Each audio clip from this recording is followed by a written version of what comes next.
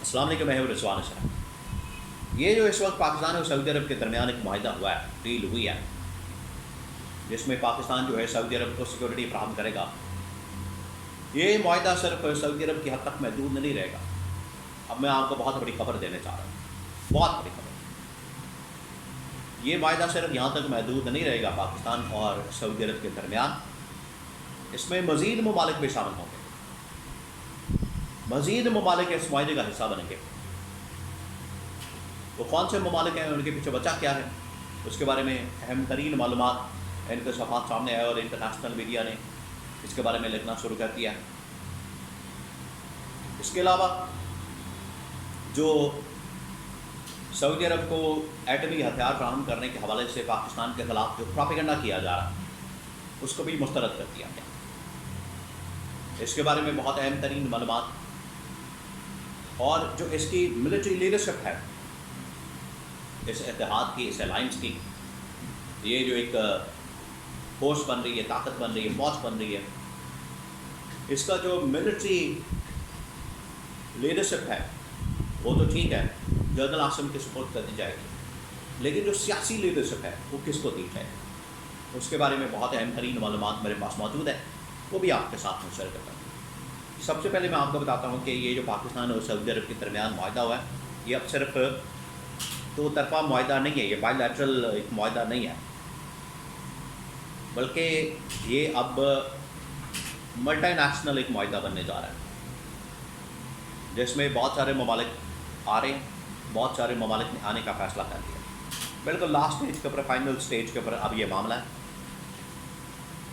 اور اس کے لیے دو ممالک آلریڈی تیار ہیں، ایک اور ملک آنے والا ہے۔ دو ممالک جو تیار ہیں اس میں یو اے ای ہے، قطر ہے، ایک اور جو ملک آ سکتا ہے وہ کویت ہے۔ ان ممالک نے کیونکہ اسرائیل کے ساتھ جنگ بھی لڑی ہے، عرب اسرائیل جنگ ہو چکی ہے، ان ممالک کو پتہ ہے آج بھی ان کو خطرہ ہے کہ کسی وقت بھی اسرائیل کوئی بھی حملہ کر سکتا ہے، تو ہمیں اس کا ہم نے تدارک کرنا ہے، روک تھام کرنی ہے، اور اس کا رد عمل ہم نے پہلے ہی دینا ہے، ورنہ کافی دیر ہو جائے گی۔ تو یہ دو تین ممالک اس معاہدے کے اندر شامل ہونے جا رہے ہیں، اور اگلے 24 سے 48 گھنٹے کے اندر یہ ڈیولپمنٹ بھی ہو جائے گی۔ تو جس طرح سے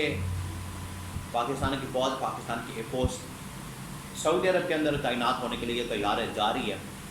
وہاں پر طیارے پہنچ گئے ہیں، آرمی جانے والی ہے، فوج جانے والی ہے، بالکل اسی طریقے سے یہ جو پاکستان کی آرمی ہے، پاکستان کی ایئر فورس ہے، یہ اب یو اے ای کے اندر، قطر کے اندر، کویت کے اندر بھی جانے کے لیے تیار ہے۔ آپ ذرا سوچیں، جب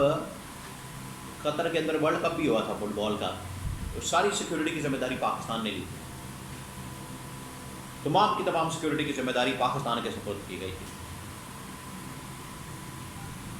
ان کو اعتماد ہے، اعتبار ہے، انہیں پاکستان کی فوج کے اوپر بھروسہ ہے، اور اس اعتماد کے اندر تو اس وقت اضافہ ہو گیا جب پاکستان نے انڈیا کے خلاف بڑی زبردست جنگ کی۔ یہ اعتماد اب آسمانوں پہ پہنچ چکا ہے، اور پوری دنیا کو پتہ لگ چکا ہے کہ پاکستان کی فوج کے اندر کتنی طاقت اور صلاحیت اور کتنی پاور موجود ہے، جس سے اب کوئی بھی انکار نہیں کر سکتا۔ تو یہ پہلی خبر ہے کہ اگلے 24 سے 48 گھنٹے کے اندر یہ اعلان ہونے جا رہا ہے، یہ فیصلہ ہو چکا ہے، اس کا قاعدہ طور پر اب اعلان کیا جائے گا، اور اعلان یہ کیا جائے گا کہ یو اے ای، قطر اور کویت بھی اس معاہدے کے اندر شامل ہونے جا رہے ہیں، اور اس کے بعد ان ممالک کے اندر بھی فوج بھیجنے کا فیصلہ کیا جائے گا۔ اب اس کے جو اثرات ہیں عرب ممالک کے اوپر بھی، اور خاص طور پر اس کے اثرات جو ہیں اسرائیل کے اوپر اور امریکہ کے اندر پڑنے جا رہے ہیں۔ امریکہ اور اسرائیل اس وقت بڑے خاموش ہیں،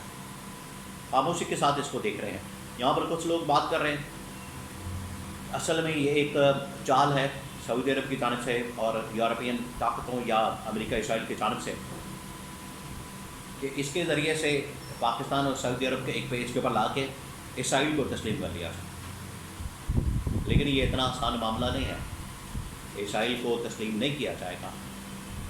اور جو لوگ بات کر رہے ہیں اسرائیل کو تسلیم کرنے کے حوالے سے، یہ ابھی کچھ نہیں ایسا ہونے والا۔ اسرائیل کو اس پر بڑی پریشانی ہے، اور اسرائیل امریکہ سے مدد مانگ رہا ہے۔ یہ جو پاکستان ہے بالکل ہمارے بارڈر کے اوپر آ کے کھڑا ہو گیا، تو یہ اصل میں ان کو فکر لگ گئی ہے۔ اب وہ اتنی آسانی سے نہ حملہ کر سکتا ہے نہ کوئی اور کارروائی کر سکتا ہے، اور اسرائیل کو تسلیم کرنا یہ تو بالکل ہی آپ پوچھیں۔ اب اس کی جو ملٹری لیڈرشپ ہے، جو ملٹری پہلو ہے، وہ تو اسرائیل نے دیکھ لیا، انڈیا نے دیکھ لیا، کیونکہ جب انڈیا نے پاکستان کے اوپر حملہ کیا تھا تو پیچھے کون تھا؟ پیچھے یہ اسرائیل ہی موجود تھا، یہ اسرائیل ہی پیچھے انڈیا کو آپریٹ کر رہا تھا۔ انڈیا سے سارے طیارے اڑانا، ڈرون بھیجنا، انٹیلیجنس کرنا، معلومات اکٹھی کرنا، پاکستان کو کنٹرول کرنے کی بات کرنا، اور سب سے بڑھ کر پاکستان کے نیوکلیئر پروگرام کے اوپر حملہ کرنا، یہ تھا مقصد اسرائیل کا، جو کہ وہ حاصل نہیں کر سکے، کیونکہ ان کو پتہ ہے کہ ایک طرف تو جو پاکستان کی فوج ہے بڑی مضبوط ہے، پاکستان کی فوج بڑی طاقتور ہے، مضبوط ہے، پاورفل ہے، وہیں پر اب فیصلہ کیا جا رہا ہے ان ممالک کو اکٹھا کر کے ایک بار پھر سے، اور اس کے اندر یہ 2-3 ممالک نہیں، اس کے اندر سعودی عرب، قطر، کویت، عمان اور UAE، ترکی، ملیشیا، انڈونیشیا، یہ مراکش، مصر، لبنان، شام، عراق، مصر، یونان، اردن، یہ تمام ممالک شامل کر کے ایک نیا بلاک بنا دیا جائے 57 اسلامی ممالک کا، اور اس کو لیڈ کرنے کے لیے عمران خان کو باہر نکالا جائے۔ اب اس کے اوپر ڈسکشن ہو رہی ہے، بات ہو رہی ہے، اور ساری کی ساری نظریں جو ہے اس وقت عدالہ جیل پر لگی۔ یہ شہباز شریف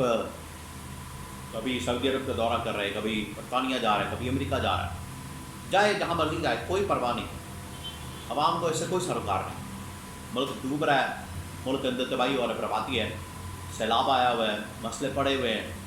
اور یہ اپنے سائڈ سے باتیں کر رہے ہیں، قیامت و عام کر رہے ہیں، اللہ تعالی کر رہے ہیں۔ تو یہ جو لیڈرشپ ہے عالمی سطح کے اوپر بھی اور پاکستان کے اندر بھی، یہ ایک ہی شخص کر سکتا ہے، اس کا نام عمران خان ہے۔ آج اسلامی ممالک کو بھی اس چیز کا احساس ہے، ان کو ریلائز ہو گیا، انہیں پتہ ہے، اور پاکستانی قوم نے بھی اس حوالے سے اعلان کر دیا، پاکستانی قوم کی جانب سے بھی اس کا برملا اظہار کر دیا گیا ہے کہ لیڈرشپ عالم اسلام کی بھی اور پاکستان کی بھی صرف اور صرف ایک شخص کے ہاتھ میں ہونے چاہیے، جس کا نام ہے عمران خان۔